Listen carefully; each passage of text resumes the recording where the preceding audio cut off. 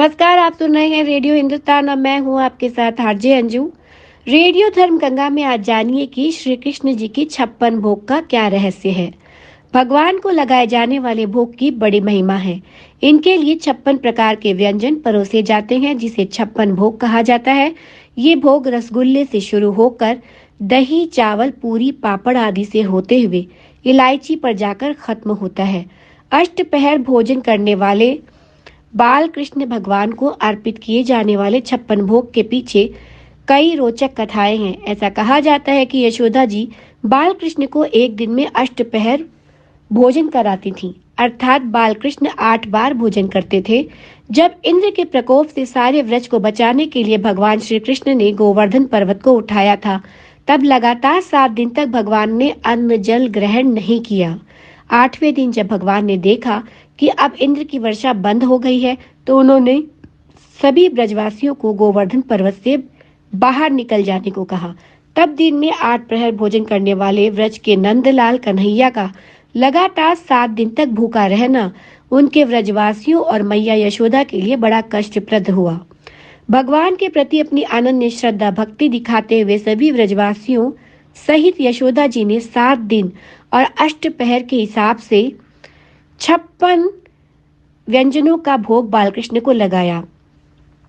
श्रीमद् भागवत के अनुसार गोपिकाओं ने 1 माह तक यमुना में भोर में ही न केवल स्नान किया, अपितु कात्यायनी माँ की अर्चना भी इस मनोकामना से की कि उन्हें नंद कुमार ही पति रूप में प्राप्त हो।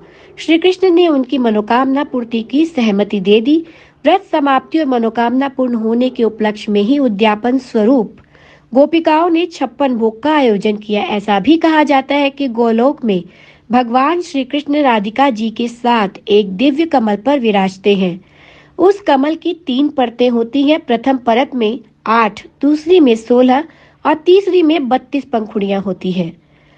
प्रत्येक पंखुड़ी पर एक प्रमुख सखी और मध्य में भगवान विराजते हैं। इस तरह कुल पंखुड़ियों की संख्या भी 56 ही होती है। 56 भोग इस प्रकार है जो हम आपको बताएंगे।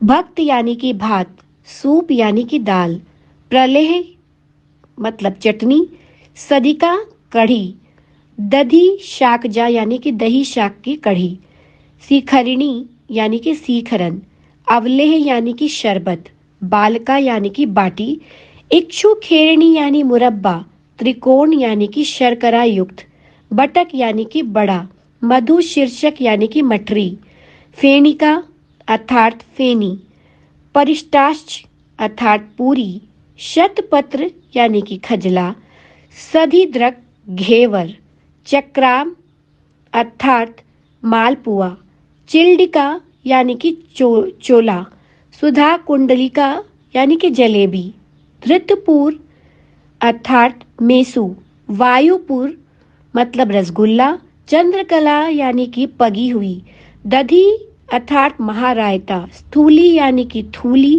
कर्पूर नाड़ी यानी कि लौंग पूरी, खंड मंडल अर्थात खुरमा, गोधुम यानी कि दलिया, परीखा, सुफल लाड़िया यानी कि सौंफ युक्त, दधी रूप यानी कि बिलसारू, मोदक अर्थात लड्डू, शाक अर्थात साग, सौधान यानी कि अधानो अचार, मंडका यानी कि मोठ, पायस अर्थात खीर, दधी अर्थात दही, गौघृत, हैयंग पीनम यानी कि मक्खन, मंडूरी यानी कि मलाई, कूपिका मतलब रबड़ी, परपट यानी पापड़, शक्तिका अर्थात सीरा, लसिका अर्थात लस्सी, सुवत, संघाई यानी कि मोहन, सुफला अर्थात सुपारी, सीता अर्थात इलायची, फल तांबूल, मोहन भोग, लवण, कषाय, मधुर, तिक्त, कटु, अमल। तो इस प्रकार ये भगवान के 56 भोग है जिनका भोग कन्हैया को लगाया जाता है। इसी के साथ मैं लूंगी अनुमति। रेडियो धर्म गंगा में फिर से कोई नया विषय लेकर आपके सामने हाजिर हो जाऊंगी। तब तक के लिए करते रहिए काम और लेते रहिए प्रभु श्री राम का नाम। नमस्कार।